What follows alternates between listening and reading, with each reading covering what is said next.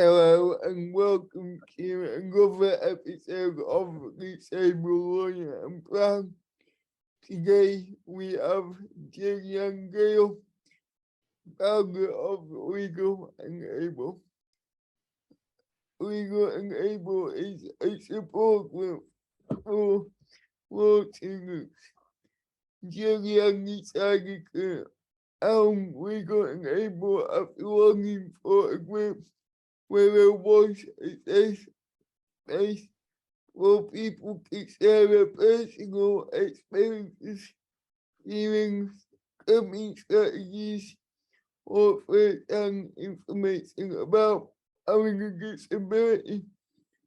Jodiann also works as a disability advisor in higher education, where she uses her lived experience of being disabled to influence change by way of reasonable adjustment. Jodiann is a law graduate who was diagnosed with dyslexia, and she uses her experience to help others while pursuing a career at the bar. Welcome, Jodiann. Thank you. Hi, It's, everyone. it's great to have you on and we're together again. Jodiann was part of our panel for 2022 International Women's Day event. Mhm. Jodiann, my first question for you is what does being disabled mean to you? Okay, so when I think about it, I just think I'm just differently able to do things. I'm able, not disabled, but I'm just differently able to do things that other people can do or other people do. Yeah, that's it. That's how I'd answer that question. Um, yeah, and I think for everybody else that has a disability, I think and identify with the community. We're just differently able to do things. We're doing everything, but we do it differently. Take longer, we can, yeah, but we still do it. We still end up doing it, and we still can. With just a little bit of help and assistance. That's really interesting because there's a bit of debate about that in the disabled community. Yeah. You know, how do we phrase what we are? You mentioned we are differently able. Some people can get on board with that because you're not disabled. You're able in different ways. Some people will say, yeah, disabled and unable aren't the same thing. And disabled means we are prevented from doing things equally by Yeah. systematic and external barriers. Yeah. I know what you mean. There's a because it's everybody has a different way in which they'd like to be identified, isn't it? Um, yeah. And I guess that's what causes there to be a lot of different perspectives on the subject matter of disability and what it means to everyone. I'm sure everyone's got their own personal relationship with their disability as well. Um, and I guess it all depends on what sort of disability you have as well. I'm dyslexic, so I just look at it as I learn differently to everybody else. I process information differently to some people, not everybody, just to some people. But we're all different and unique, so in our own way, we're all individuals. So yeah. Yeah, and the work you do with legal enablement and in your job in higher education, you help people remove those barriers that enable them to be able to have equal opportunity to education and work opportunities. Yeah, yeah. And we enable so in education and with Legal Enable, I enable students to have access to education and the workplace. Yeah, so they can be quite successful in the things that they've chosen to do. Yeah, and Yeah. providing the support along the way as well. Yeah. We started disabled lawyer and proud in July because July is disability primal Hmm. every year. How do you feel about disability pride? I feel that disability pride is important. I when it comes to disability, I don't think that anything should be left out because disability encompasses everybody. And if disability encompasses everybody, when I say everybody, everybody that has a disability at least, and and the community of disabled people is quite diverse. We're all quite diverse. So yeah, I think it's quite important that it's celebrated, it is acknowledged, and it is something that's taken into consideration. Absolutely. Are you proud to be disabled? Yeah, I'm proud to be disabled. Yes. I don't know. I don't think I had the opportunity to not be proud because I just found out that I had dyslexia when I was at university. And then I was like, oh, I'm dyslexic. Okay, well, that was it all this time. This is why it took me so long to read my books and everything. Okay, well, thank God. Well, now I know what it is. I can actually study and get some work done. Yeah, because you guys are going to teach me all these strategies that I can put in place to get my work done. So great. So I was proud to now understand how I think and how I learn. And I was proud to know now I was proud to be to closer to be connected to myself a little bit closer. I don't know. Yes, I was always proud. In terms of disclosure, have I been proud to say that I'm dyslexic? Um, I think I don't think I've ever had a problem to say I'm dyslexic. It's just uh, whether somebody else will receive, when I say, if I say to somebody I've got a disability, will they receive it the same way as I think they will? So that's my hesitation. But I've never been not proud. No. Yeah, people do take it in different ways, and that's why we constantly have a battle about whether or not we get close or not, an internal battle about whether we get close or not. Some disabled people like me don't need to consider that because um it's evident at first glance, Mhm. um or yeah, you can hear it with me. So but for some it's a real battle, and I can understand how difficult and wearing that can be. Yeah, yeah. I want to be proud, but society constantly tries to let me think that I'm not supposed to be proud. Even more reason to be. Um, can you tell us a bit more about legal and able? Yeah. So Legal Enable Disability is a law disability support group. We want to be a disability network. So we're pushing to not be a small disability support group, but a big disability support group. Collaborating, partnering with other disability societies, um, being part of the community, and ensuring that students who want to pursue a career in the legal profession, feel supported and connected with the disability community. So Legal Enable was created to just sort of bridge the gap between education and career. Um, yeah, that's what Legal Enable does, and reaching out to loads of different law societies within the university, and helping them to be more inclusive, ensuring that they can provide more access to disabled students in regards to the events that they do and workshops that they have.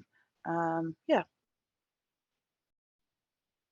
so that's just a little bit about what Legalnable does. And we have events as well. And we've got an event with you yourselves. Yeah, We're collaborating, you aren't we? do. And we'll talk about it in a while. I'm looking forward to it. Really. Yeah. I really am. Can you tell us a bit more about your day job? Your Okay. role in higher education. Yeah. So I work as a disability advisor, and I've been working as a disability advisor now for since 2018. I've been working as a disability advisor in a disability advisory role because I started as a disability officer, which is kind of the same thing. And yeah, I've worked in about 6 universities, so I've been all around, and I've been being able to provide and help and support lots of students, which is something that I really am happy about because that's something that I really wanted to be able to do as a disability advisor. Um, Being able to go to lots of different universities and connect with students has sort of given me a better understanding as of the problems students are facing and the processes that are in place for students, and what needs to be no, what changes need to be made in regards to providing students the access to the education that they need. But yeah, that's what I do. I think it's really important that disabled students have people in university who are willing and able to help them to achieve education. And I think you do that. Every career has good aspects and not so good aspects. What have been the biggest obstacles in your career?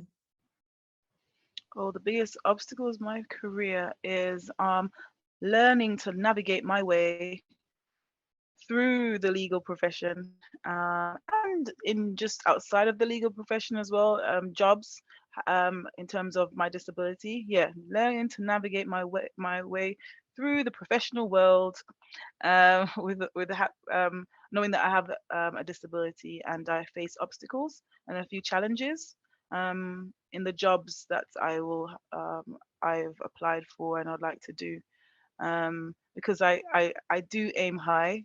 I don't I don't try to be confined by the limits or the barriers that have been put in that are there. I do, work as hard as I need to. I fall into the resilient category of people because I keep on going and I don't stop.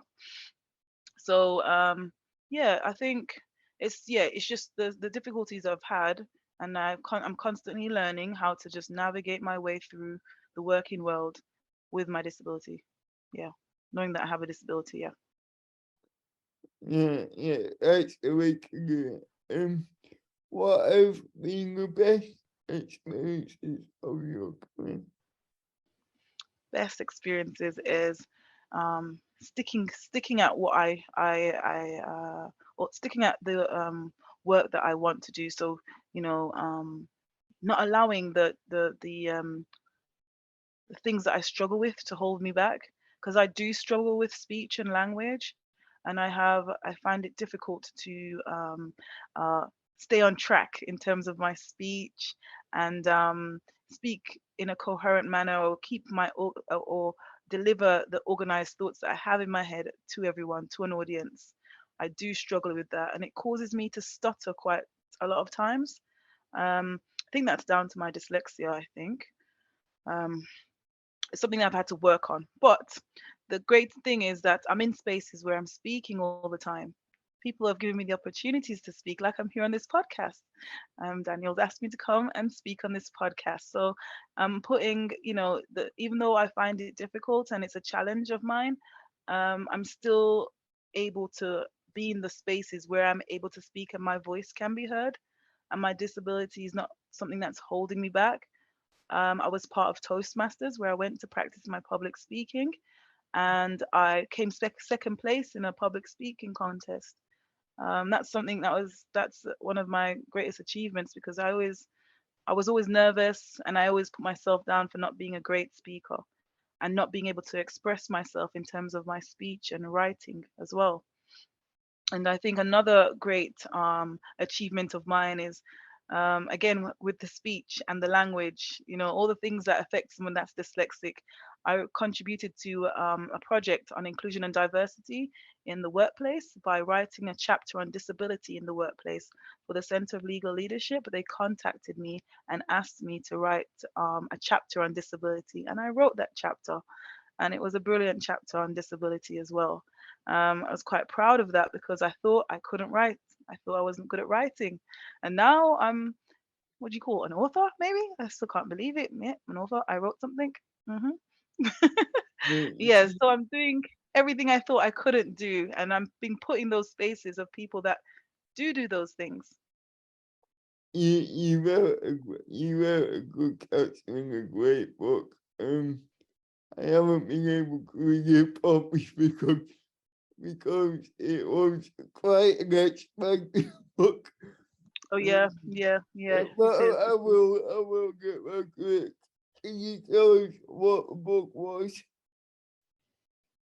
What the book was. Okay, so the book is the second chap. It's the second edition.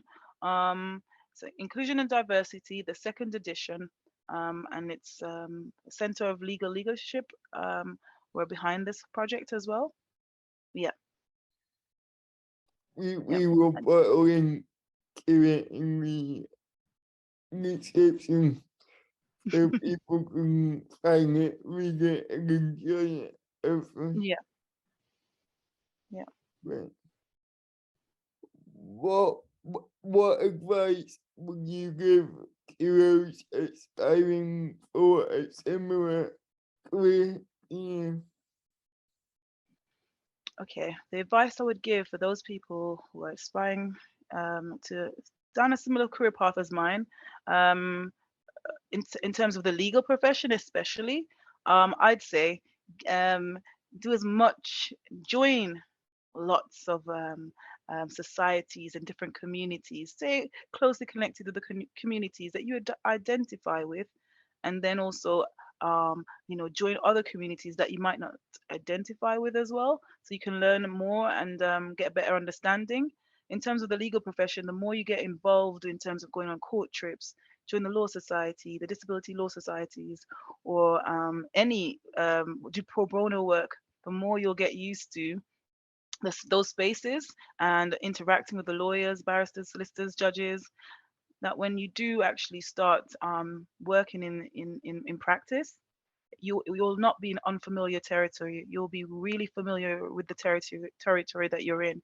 For someone like myself with dyslexia, when I'm in an environment that I'm not used to, I then start to I say my dyslexia flares up because I'm not used to that space. I'm not used to that room. So then it can cause me to face a lot of challenges and obstacles along the way in terms of my training and my development. So I encourage everybody who wants to sort of get in a specific career path, go down um, pursue a specific career, just to get into those spaces before you actually start doing the job. It makes life a lot easier and it helps you to relax and sort of learn a little bit better when you start doing the work. I couldn't agree more. And obviously networking is essential to any legal career.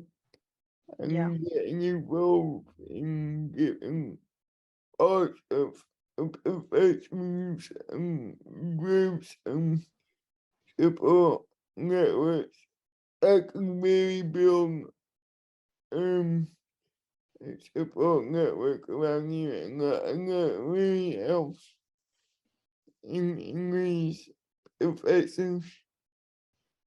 What would you like people to take away from your journey? oh, to not give up and not listen to if you have the determination and you know exactly where you would like to go in terms of your career, don't give up. Where they say when there's a will, there's a way. So, you might not find the way tomorrow or a way to get to to achieve all the things that you like to achieve the day after that or the day after that. But I encourage you to stay the course, stay the course, and start start to enjoy it a little bit more.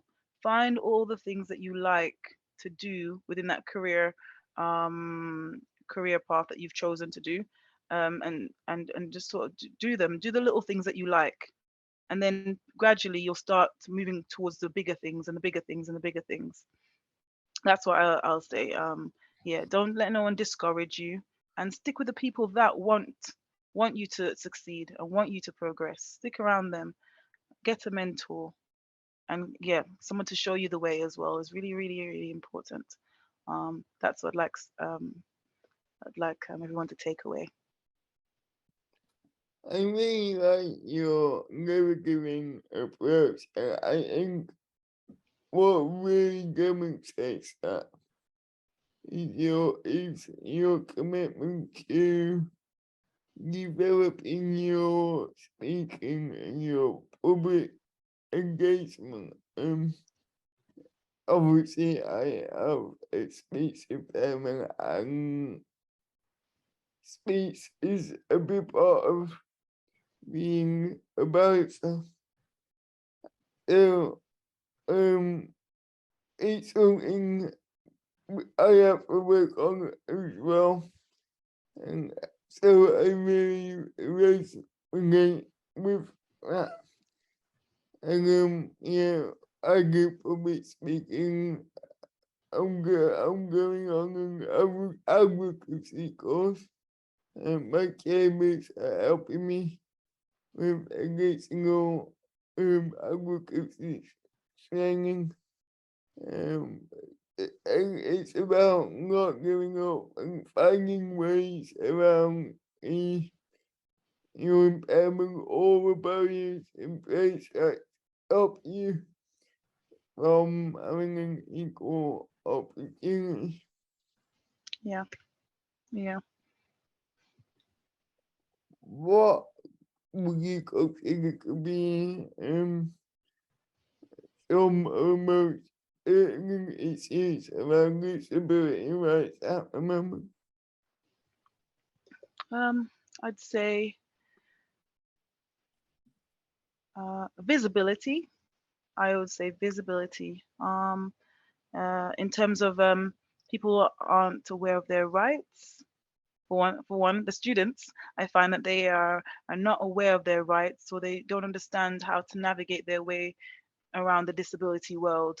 They've been diagnosed with having a disability, or you know, those that just be recently diagnosed, especially, they don't really understand, and they're often led by the advisors, disability advisors in the universities.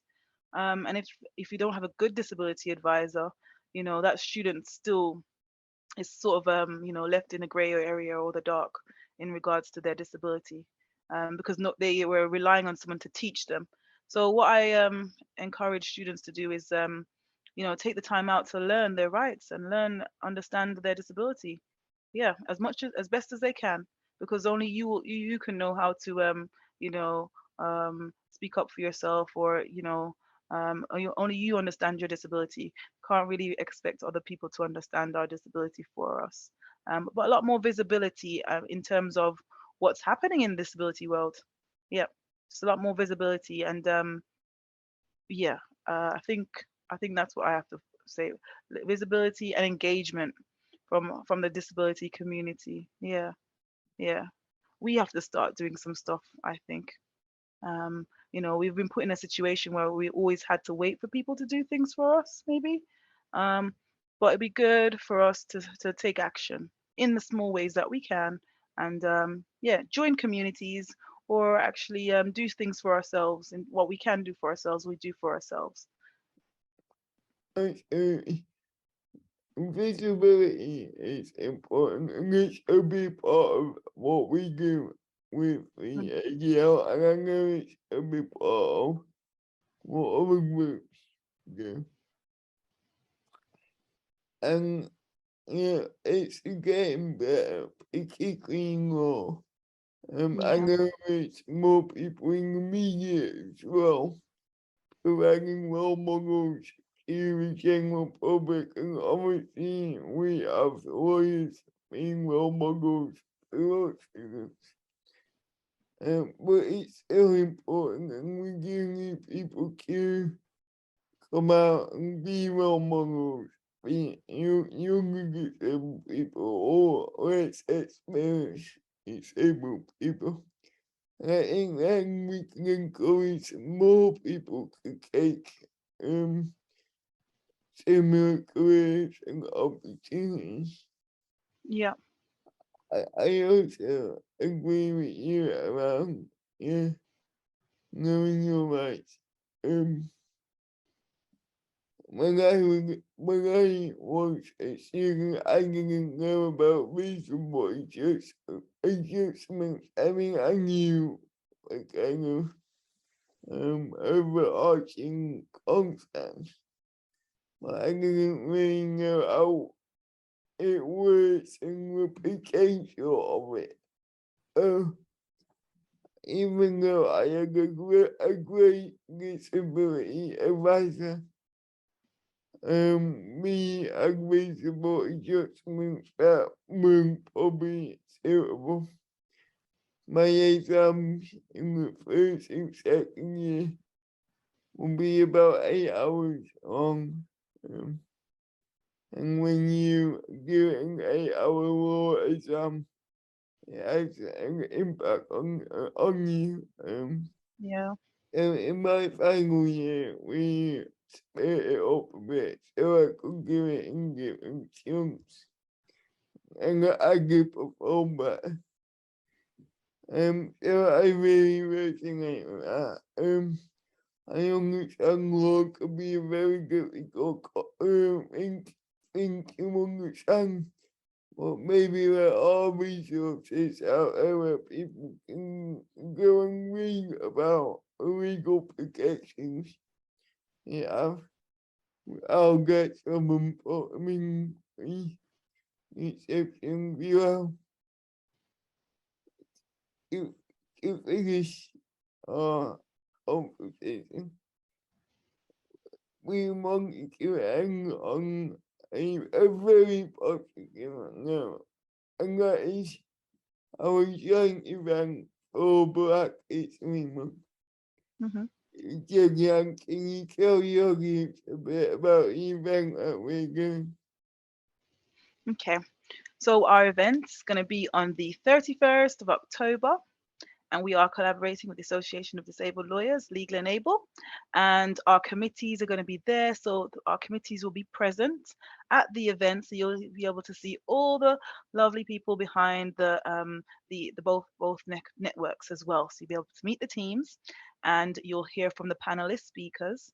I'll be a panelist speaker. We'll have Mark Robinson, we'll have Pasida speaking, and we'll have Gabriel speaking as well. Mark Robinson is a barrister. Pasida is a solicitor and an advocate in the disability world, and Gabriel has a disability, and he has started his own initiative called Breaking Barristers Breaking Barriers, and he'll share that with us a little bit as well. Yeah, and he'll be telling us about his how he applied for scholarship and how he got a scholarship. Panelist speakers will be sharing their experiences and their journey with the students. So it'll be a really, really nice event hearing from them. I'm really looking forward to it. We're Yeah. collaborating once again, which is good enough in itself. But it will be a key celebration of Black History Month, and I'm really looking forward to doing that with Legal and Able. We all Okay. are. To finish off, um, Mhm, and keeping in line with our event, mhm. please can you tell us what Black History Month means to you? Okay. What Black History Month means to me, it means back to again visibility and support. It means that for Black History Month means to me, it means, if given the platform or if people are able to see me, if I'm speaking up, people can see that, as a Black female, I work as a disability advisor. So, as a student, if you've not seen a disability advisor or a Black person working in the sphere of education, I'm there, I'm present. You could always reach out to me and speak to me. Also, in the legal profession as well, if you have not seen a Black person as well with a disability, I'm here and I'm present, and you can always reach out to me if you wanted to speak to me. So Black History Month is, it's just about amplifying the voices of Black people in different careers, and also just having them speak up and sharing their experiences, and talking about some of the and sharing how ways of how people can get the support that they need, and how they can stay connected. Yeah, I am looking forward to it. Even it's going to be great. I'm looking forward to it as well. I'm really looking forward to it as well. I think it's going to be the first event for Legal Enable this year. Not this year, but this academic term. The students will go back. Great, yeah. Yeah. Obviously, for people not in education anymore, academic year is just Yeah. beginning. Many students are becoming accustomed to what's expected of them and increasing workload. So I'm sure it will be a nice break for anyone who wants to attend. Yeah. Yeah. No, most definitely. Most definitely. And yeah, it's just again bringing the communities together. Yep. Yeah. Yeah. Thank It's you for important. joining Jodiann. It's great to see you again. I look forward to seeing you very, very soon on the Yes. Thank you. 31st of October. Thank Yes. you, audience, listening or watching another episode of Disabled Lawyer and Prof. I am Daniel off. I always forget to introduce myself. I am the chair of the Association of Disabled Lawyers. Thank you for watching. Take care. Take Bye. care. Bye. Thank you.